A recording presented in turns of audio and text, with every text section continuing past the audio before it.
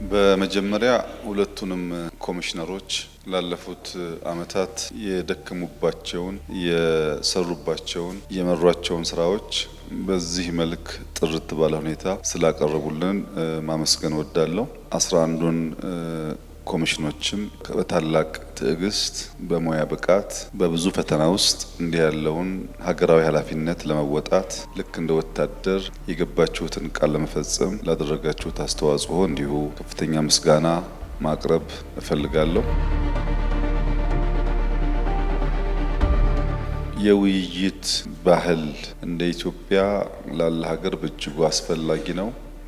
የሲቪክ ባህል የምንገነባው ስንወያይ፣ ስንደማመጥ፣ ስንግባባ የውይይታችን ውጤትም ወደ ተግባር እንዲቀየር ከልብ ስንሻ እና ስንፈጽም ነው።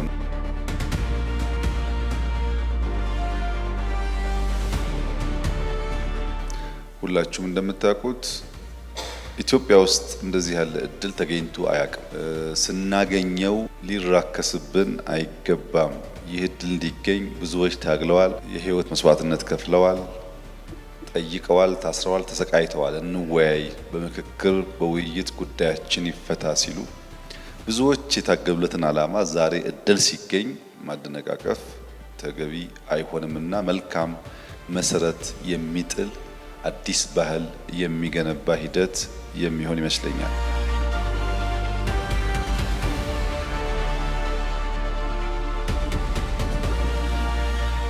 እናንተ ሄዳችሁበት ርቀት ሪፖርት አቅርባችኋል። እኛ አድምጠናል። በሰራችሁት ስራ ኮርተናል።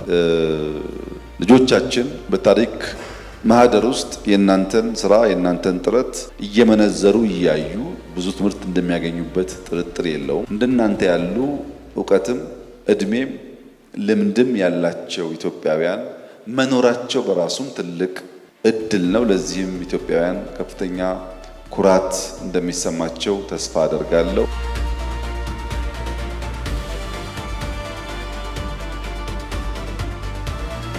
በጥቅሉ ግን ይሄ ውይይት ያስፈልጋል፣ ለኢትዮጵያ ያስፈልጋል። በእኛ በኩል በዚህ ውይይት የመጡ ሪኮሜንዴሽኖች ተቀብለን ለማሻሻል ለማስተካከል የስራችን አካል ለማድረግ ዝግጁዎች ነው።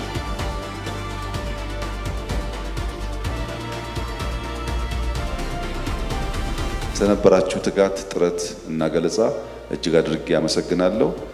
ቀጣዩ ጊዜ የተሳካ እንዲሆንላችሁ እመኛለሁ።